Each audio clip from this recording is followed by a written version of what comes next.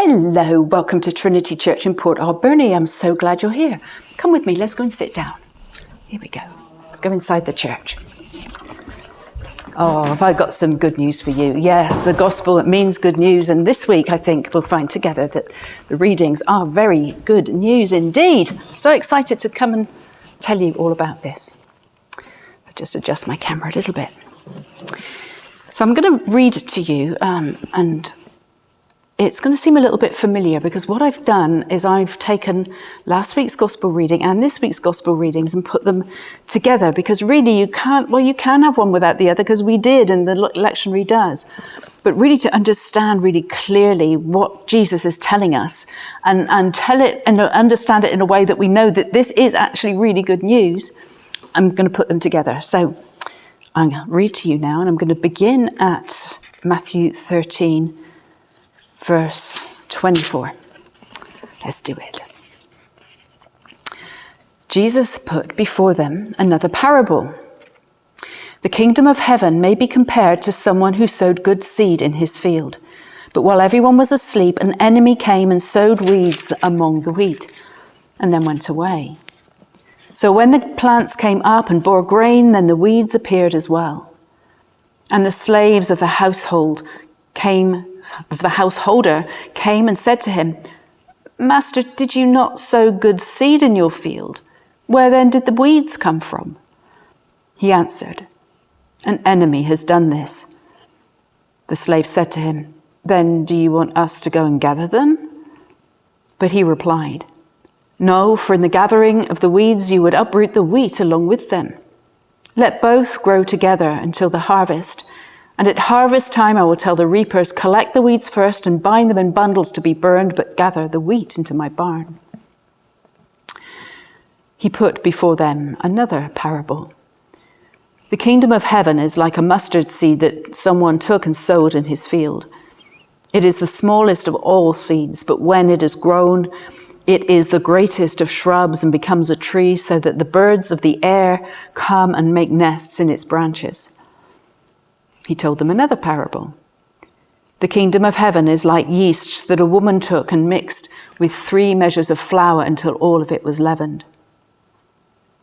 Then he left the crowds and went into the house, and the disciples approached him saying, Explain to us the parable of the weeds of the field. He answered, The one who sows the good seed is the Son of Man. The field is the world. And the good seed are the children of the kingdom. The weeds are the children of the evil one. And the enemy who sowed them is the devil. The harvest is the end of this age, and the reapers are angels. Just as weeds are collected and burned up with fire, so it will be at the end of the age. The Son of Man will send his angels, and they will collect out of his kingdom all causes of sin and all evildoers. And they will throw them into the furnace of fire where there will be weeping and gnashing of teeth. Then the righteous will shine like the sun in the kingdom of their Father. Let anyone with ears listen. The kingdom of heaven is like a treasure hidden in a field, which someone found and hid, and then in his joy goes and sells all he has and buys the field. Again, the kingdom of heaven is like a merchant in search of fine pearls, and on finding one pearl of great value, he went and sold all that he had and bought it. Again, the kingdom of heaven is like a net that was thrown into the sea and caught fish of every kind. When it was full, they drew it ashore, sat down and put the good into baskets, but threw out the bad. So it will be at the end of the age. The angels will come out and separate the evil from the righteous, and throw them into the furnace of fire where there will be weeping and gnashing of teeth. Have you understood all this? They answered, Yes. And he said to them, Therefore, every scribe who has been trained for the kingdom of heaven is like the master of the household, who brings out of his treasure what is new and what is old.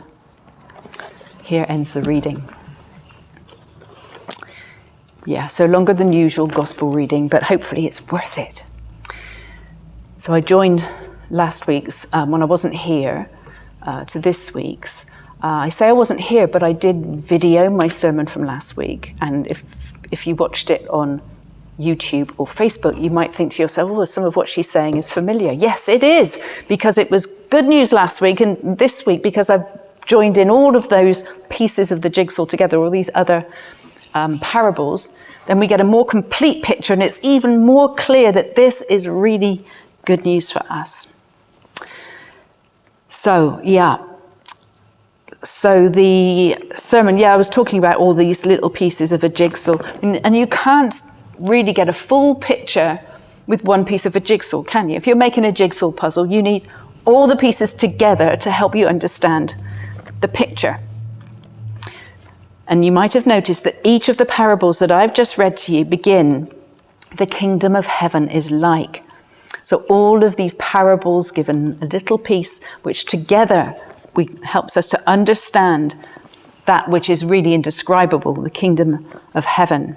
And it does this by relating images of familiar things to help us understand something that isn't really very easy to get your head around.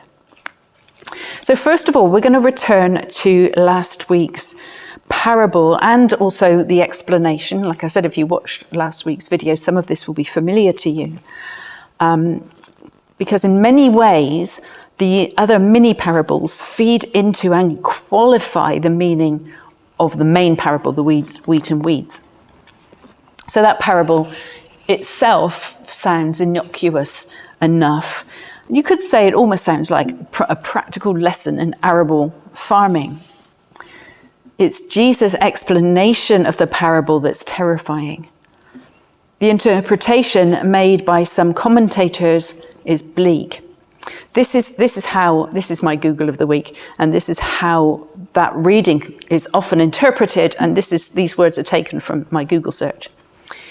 It says, sinners will be cast into a fiery furnace at the end of the age, which symbolizes separation from God. There will be eternal suffering for wrongdoers. The rejection of God leads to perpetual anguish and despair. This is not looking good.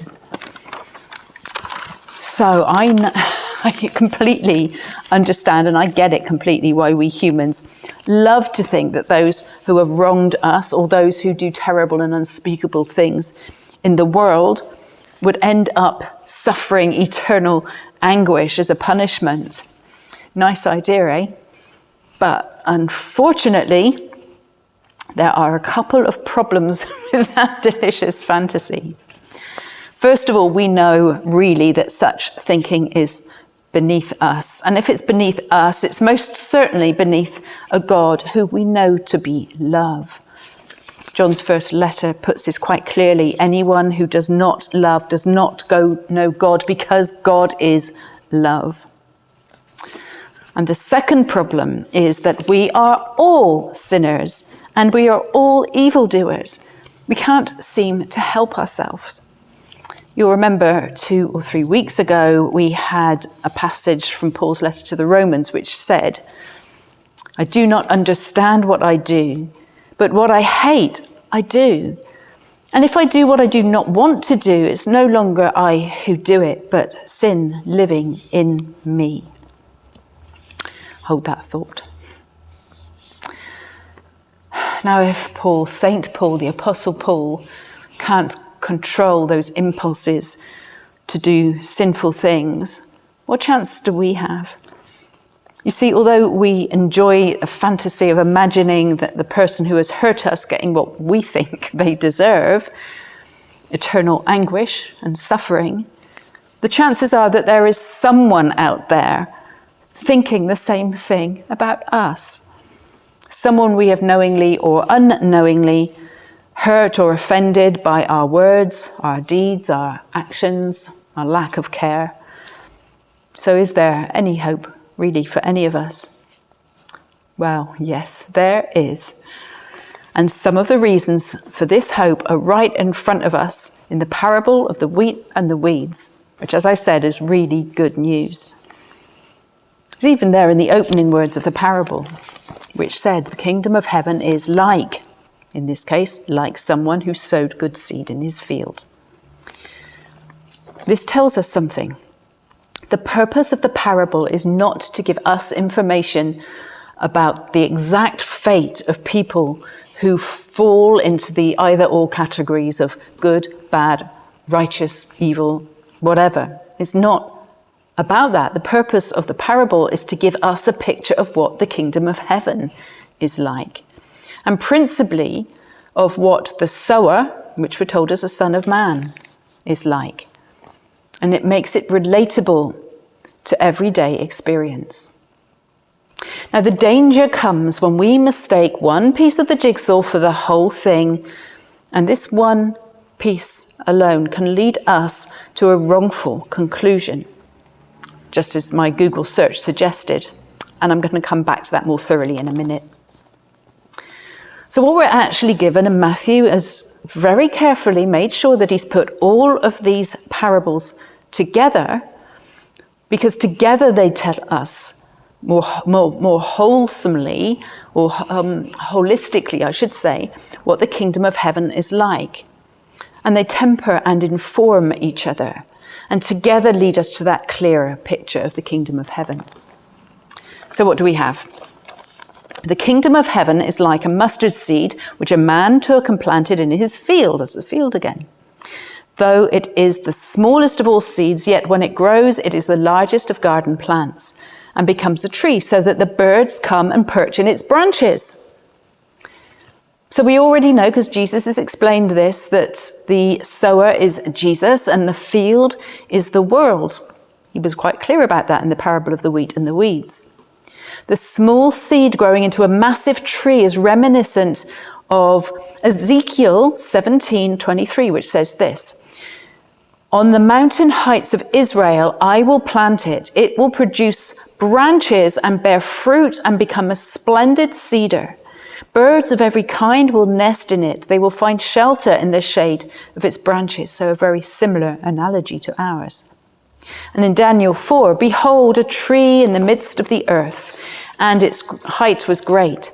The tree grew and became strong. Its height reached towards the heavens, and it could be seen to all the ends of the earth. Its leaves lovely, its fruit abundant, and in it food for all. The beasts of the field found shade under it. The birds of the heavens dwelt in its branches, and all flesh was fed from it." So this is a vision of a great king with dominion over all the earth. And our parable is like it. And we know, don't we, that Jesus often uses images that come from the Old Testament, because, of course, most of his followers would have known all of these Old Testament scriptures. So what we see in this parable, our parable for today, also shows birds of all kinds flocking to this great tree that grew from the mustard seed.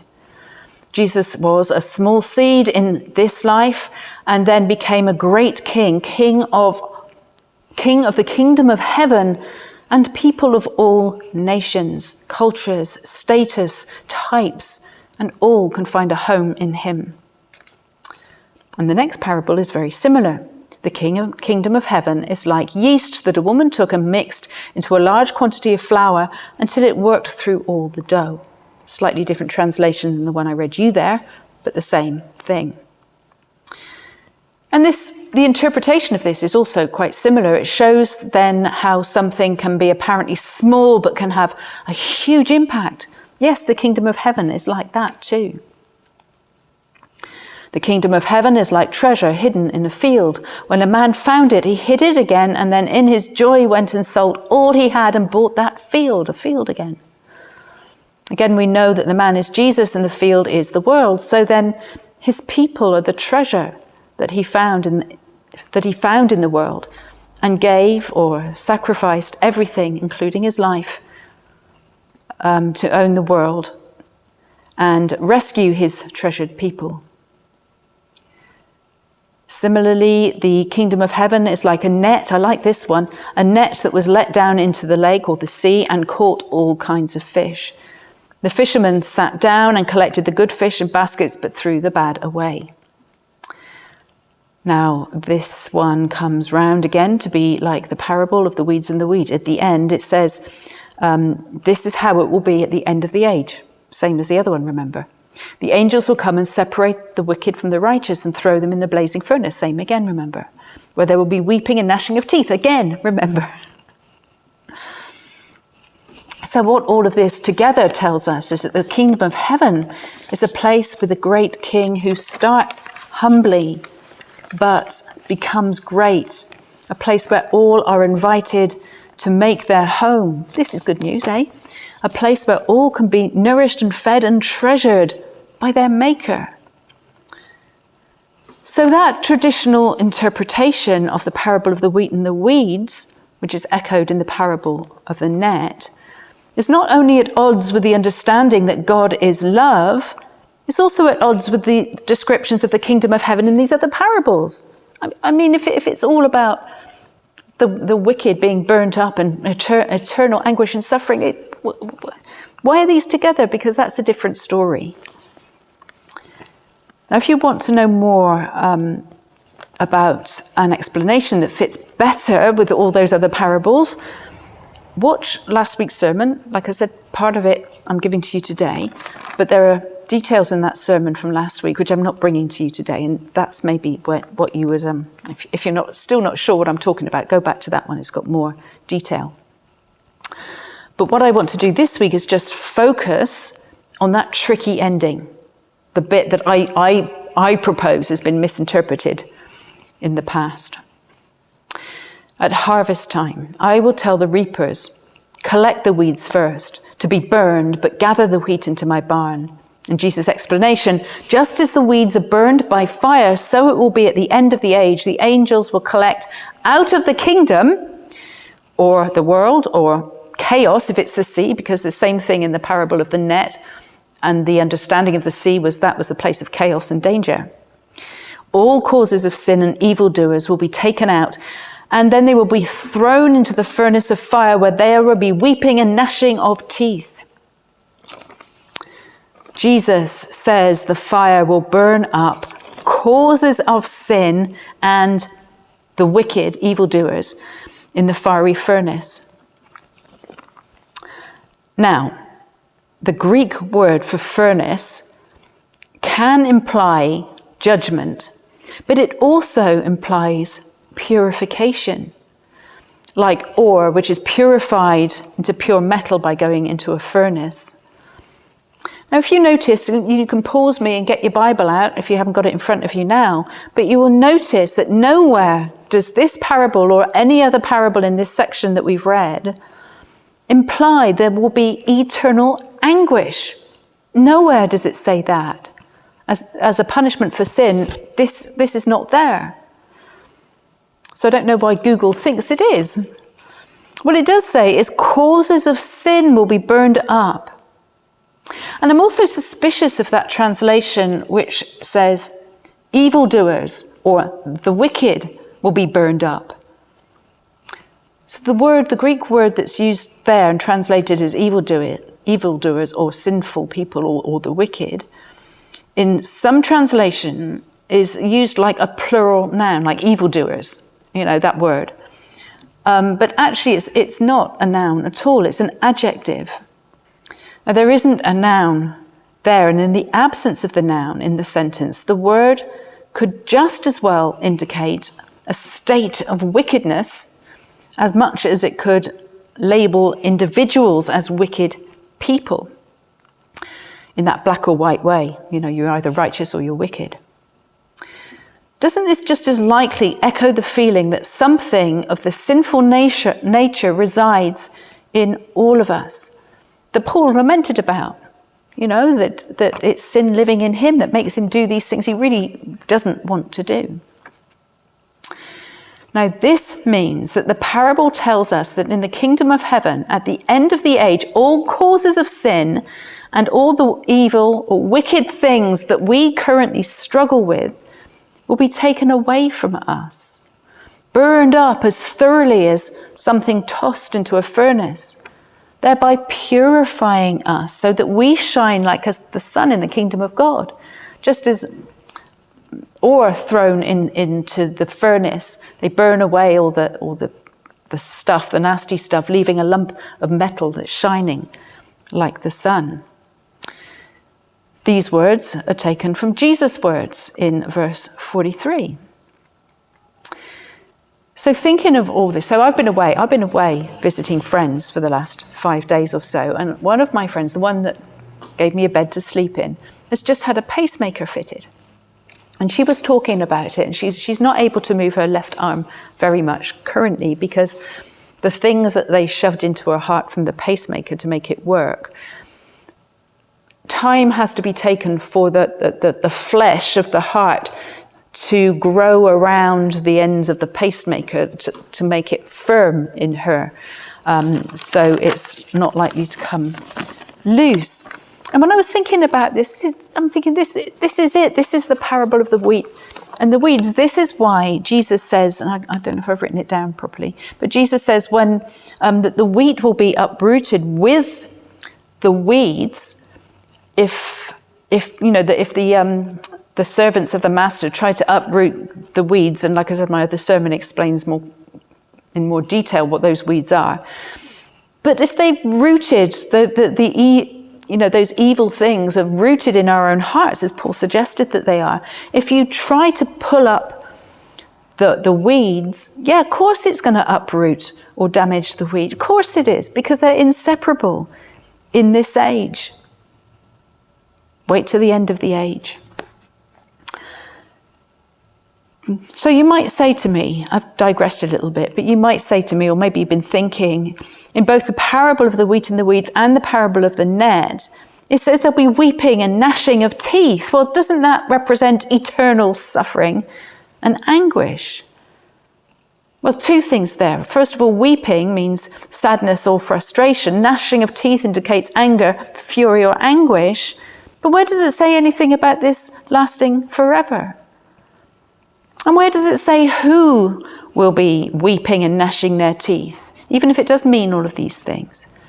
Yes, it could apply to those whose evil fruits so consume them that there is nothing left after the burning.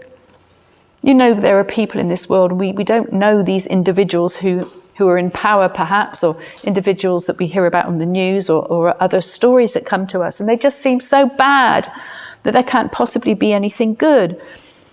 But if our sins, the causes of sins and the wicked in us will be burned away at the end of the age, then there might be a little bit of good left over in everybody. Maybe not. Maybe somebody was asking me if I was advocating universalism, and I'm not, because there might be some people who are so evil through and through, have turned away from God so utterly and completely that there is nothing left after the burning, and maybe they're weeping and gnashing their teeth. But couldn't that also apply, and even more so, to the one who scatters the evil in the world, the one who sowed the weeds in the first place? The devil, who found out that in the end all he planted and all he cultivated in the world came to nothing and is utterly consumed. And if this is right, the parable of the wheat and the weeds shouldn't terrify us or anyone. It should fill us with joy and hope as a picture of the kingdom of heaven, alongside all the other pictures offered in these parables, where the king and the kingdom grow, and we are offered a home and a welcome. Everybody is offered the same thing. Everyone is invited to accept all that Jesus offers us and did for us by his life, death, and resurrection. I think it was Nelson Mandela or somebody who said, we might be surprised who we find is in heaven. And this is where the good news comes. And so I've spoken in the name of Father, Son, and Holy Spirit. Well, there we go. I hope I've convinced you that this parable is good news, amongst all the other good news that is the gospel. So it would also be good news for me, and my heart would be happy if you were to come and worship with us for the first time in this church building. But I know that's not for everyone. But I'm here, and if you would like to make contact or ask questions or just get to know us from afar, then please go onto our website or give the office number a call. We'd be delighted to hear from you. Okay, God bless. And I hope that, I was going to say that I see you, but at least that you see me again next Sunday. Until then, be safe. Bye for now.